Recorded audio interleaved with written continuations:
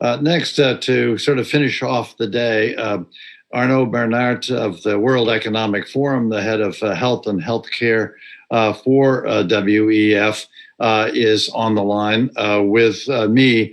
And we thought we'd spend the next 20, 25 minutes or so sort of answering questions, which we have a number of that have accumulated about the Davos Alzheimer's Collaborative. So let me start with sort of the origin story. There are a couple of questions around the origin of this initiative. So I think there are two branches. One Arnaud can take, one I can take. Arnaud, we'd ask you what caused the World Economic Forum to approach the Global CEO Initiative? Why now and why Alzheimer's? And the other question that was asked is, how did we pick these three projects among all of them? Were others considered, but how did we sort down to these three propositions? So, Arnaud, if you'll take the first, I'll take the second. Yeah, it sounds good. Thank you very much, George. And I'm very happy to explain why this has become front and center for the forum. Let me remind you that the forum has been in existence for 51 years now. And has been always focused on public-private collaboration. And I would say, additionally, when I look at the program I manage, I manage that with a great team in the four pillars. One of them is epidemic preparedness and readiness. Another one is about keeping people healthy, with mental health at the top of the agenda. And then this is about access to care. And the last one is about effectiveness of healthcare systems.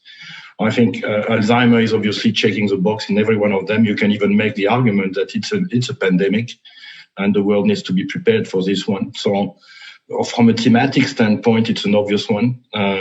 From a burden standpoint, there is no argument to be made, and we see the way it's evolving. It's not the right direction, and last but not least, we tend to select those areas where market forces don't play a role fully. And we've discussed before in the day what has happened in oncology. The oncology space is highly invested in terms of financing. There is not enough money going into Alzheimer's. So that's where the argument about the need for public-private collaboration to actually repair or compensate those negative market forces that have seen many innovators actually exit the space. When there was no particular incentive to launch Gavi 20 years ago. I think you don't make a lot of money on very low value vaccines, but you can save many lives with children. And Gavi was launched very much so as a public-private collaboration because market forces would not play a role. And Gavi has raised at this point in time more than $10 billion US dollars, are vaccinating 700 million kids and arguably saving close to 10 million lives. That's the impact we want to see happen. This is the same thing with CEPI. When the Ebola crisis erupted in 2015, there were at least 2 or 3 vaccines on the shelves of manufacturers that were not progressing through phase 2, because you cannot make money when you vaccinate 300,000 people in DRC. You're not going to make a lot of money. So you need to build an instrument that's going to raise money and precisely accelerate the change. I think Alzheimer is the exact same thing. That's about finding more resources for doing the right thing, George. Thank you, Arnaud. Arnaud called us last fall, probably October of last fall, and said, would we be willing or interested in partnering on creating at least a meeting at Davos 2020 in January of 2020 that would describe an initiative in this space? And we said yes. And what we did was we went out to a wide variety of stakeholders in industry, in governments, at NIH, and academics, and said, we don't want to sort of try and take over the whole field, but are there some white spaces that really are not now being done, but would be highly valuable in either diversifying the attack or accelerating the attack on this disease and on the treatment of the disease. And we asked that question, and we got back the question. We do not have a global research infrastructure that reflects the heterogeneity of the populations in the world that are affected by this disease. Low and middle income countries have perhaps 2/3 of the prevalence of this disease, and they're not involved in any of the research infrastructure. Can you construct something in the research infrastructure area? Second, in terms of speed and cost, one of the big barriers to testing more medicines more rapidly is the slowness of clinical trials in the space. And so is there something you can do to accelerate the speed, the efficiency, and lower the cost and potentially improve the quality of clinical trials globally? So that was the second one that came up. And the third one was a lot of what you just heard in health system preparedness. If in fact we want to take all the steps we can to either prevent the disease through lifestyle changes or management of risk factors, or introduce therapeutic products earlier in the course of disease, we need to have a health system that can earlier detect the nature, the pathology of the disease, and introduce interventions, whether they be public health or lifestyle interventions or therapeutic interventions. So we need to get health systems to begin to think differently about the brain health or about brain disease. So those were three sort of, I'd say, white spaces. They're very, very large spaces, each one of them. But those are the three that were identified. So we don't want to replace all the academic scientists or try to manage that process. We don't really can't manage industries and their incentives in developing drugs in this space.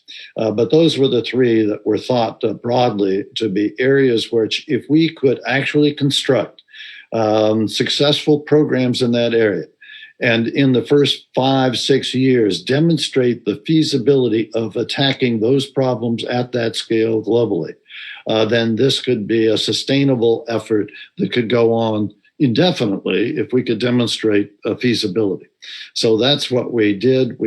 This year, we spent basically designing these programs.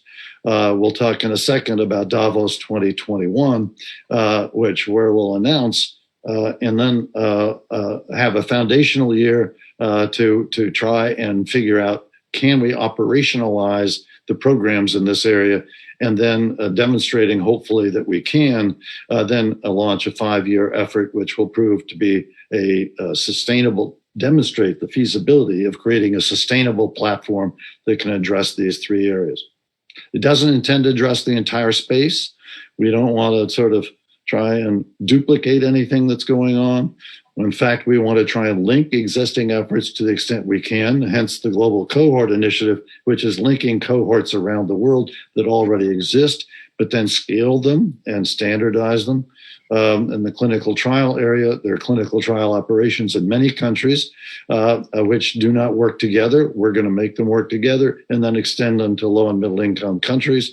With health systems, clearly each of those health systems is dealing largely inadequately with this problem.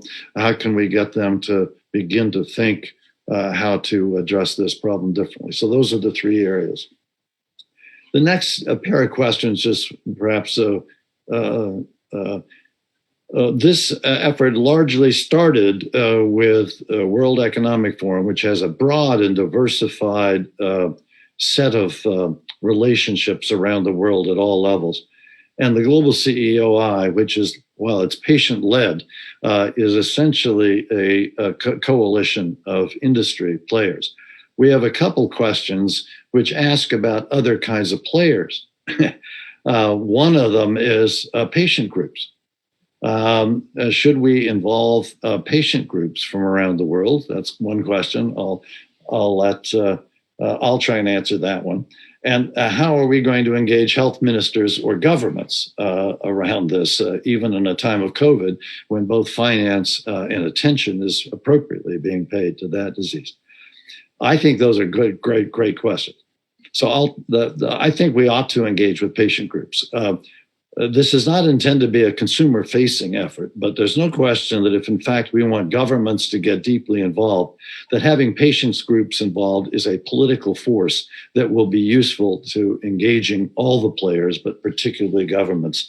And so I do think that is a good question. I think that's a good suggestion for additional stakeholder groups associated with this initiative, and we will take that on. So I'll ask Arnaud about engaging governments.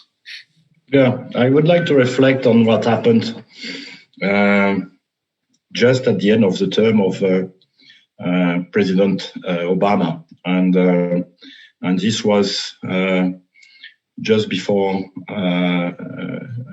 President Trump was getting inaugurated, and we had at that point in time Vice President Biden come to Davos and actually launch the cancer moonshot, and he said this was the most important thing for him in view of the recent suffering in his family, and he created a movement.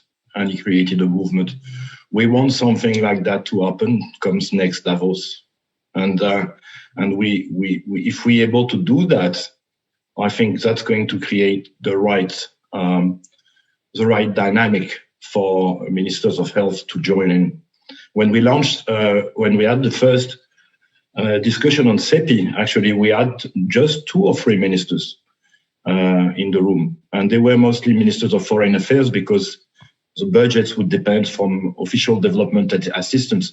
We don't need 20 of them, but we need 2 or 3 or 4 of them that are going to be relentlessly engaging with DAC and are going to make to be ambassadors of DAC.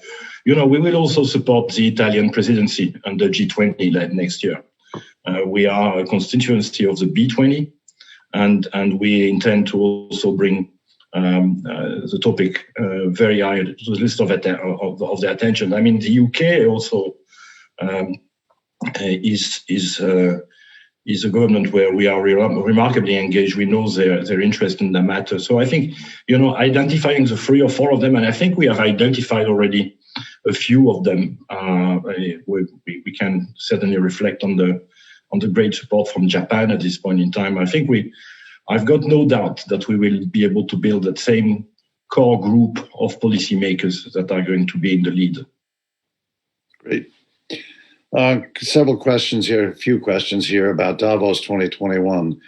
Sort of what should we expect at Davos 2021? And the answer, from my perspective, is hopefully a program launch. But I'd love to have Arnaud talk about what Davos 2021 looks like. Is it in person? Is it virtual? How is it in a virtual meeting, if that's what it's going to be? How might one launch in a virtual environment? Yeah, ironically, the very sad period we are in does represent for DAC an opportunity for making even more noise, because we will have 2 annual meetings next year.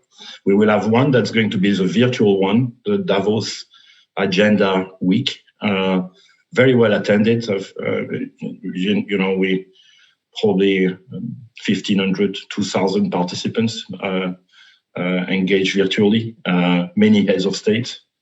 And I've got good news for you, George, because we will have we will not only have one launch session, we will have 2 of them, because Klaus, our chairman, insisted that he wants to cover both East and West time zones.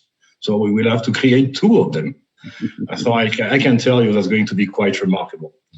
And that's going to be, in my dreams, in my hopes, and I think they will materialize, the moment to start mobilization of resources. So I hope that when we have the physical meeting, the second annual meeting, and that's going to be at the end of May, actually when we all gather together in person, then we will do another launch, in a way, where we will report on the first 5 months of success.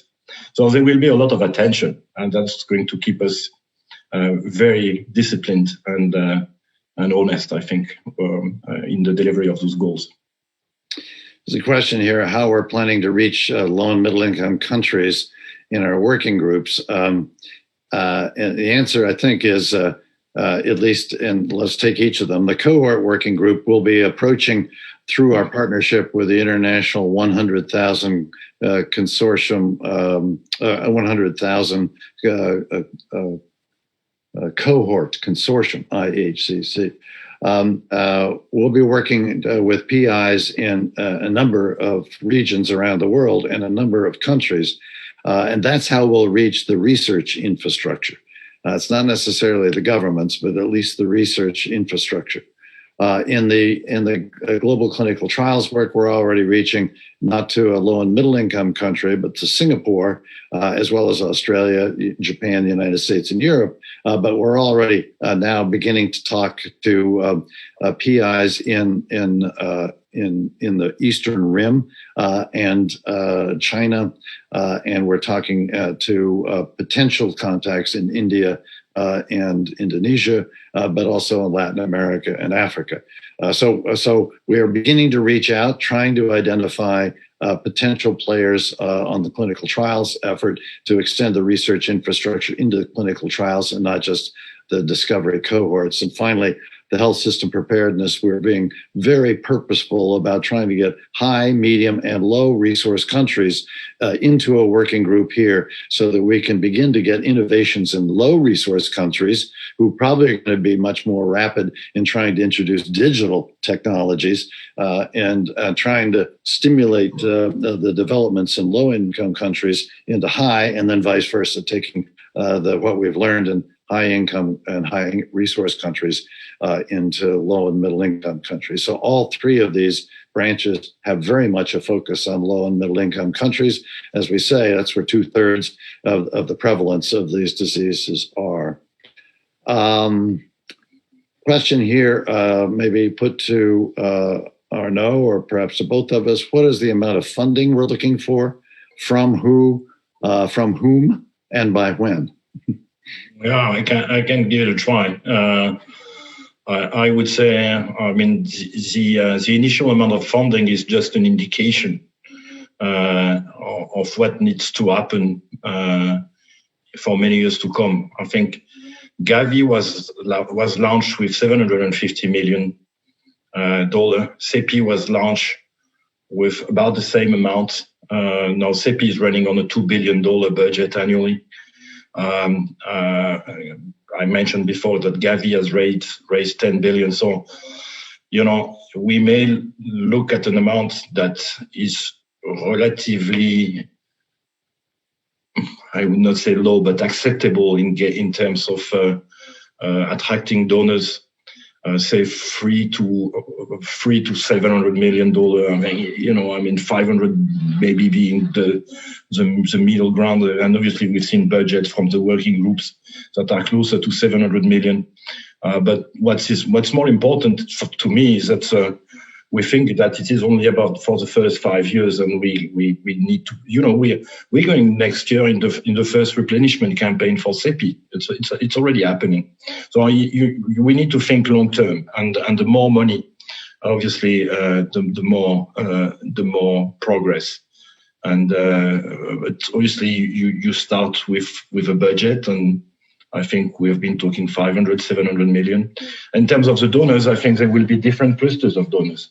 There will be, we believe, private sector organizations that are active in the pharmaceutical space that would benefit from longitudinal studies, additionally identification of biomarkers and clinical trials infrastructure. There will probably be a number of investors that could come from the insurance space that would possibly be more interested into the health system readiness. We think there is a non-negligible possibility to attract also official development assistance money, especially if we are going to fully engage in low and middle income countries, and then there are certainly governments of the more mature economies or more advanced economies or more affluent economies that will be called into funding. So the funding has yet to crystallize, but different value propositions, 3 or 4 different type of. Some of them could even possibly make a little bit of money if some of this IP is monetized. So it's an hybrid type of financing strategy. We've been there before. That was the same discussion we had with CEPI. Good. That, I think, totally answered that question. A lot to come. A lot we have taken on in less than a year. The design of this project, and now beginning to turn our attention to funding sources. And so we've taken on a lot and moved rather rapidly, I think, and successfully with the involvement of a lot of people. There is one appeal that I see in the chat to involve, make sure we do not forget other dementias other than Alzheimer's. And the answer is yes. We're very much aware of that and attentive to it. We just, and I'm afraid the language, it constrains us here. Alzheimer's, at least in the United States, essentially is always including related dementias, but we are not forgetting that, and that we involve psychiatrists in that community. So very much appreciate, Arnaud, the partnership with you. It has been terrific as an organizational relationship, but personally, I have deeply appreciated your wise advice, counsel, and experience in this space, and that of your team, Kelly McCain. So we very much appreciate the partnership with you and look forward to a successful double launch next year. And thank you for your work. Yeah, and congratulations from Klaus, now in Singapore, exploring if the annual meeting, the physical one, will possibly be in that part of the world. Terrific. Thank you very much.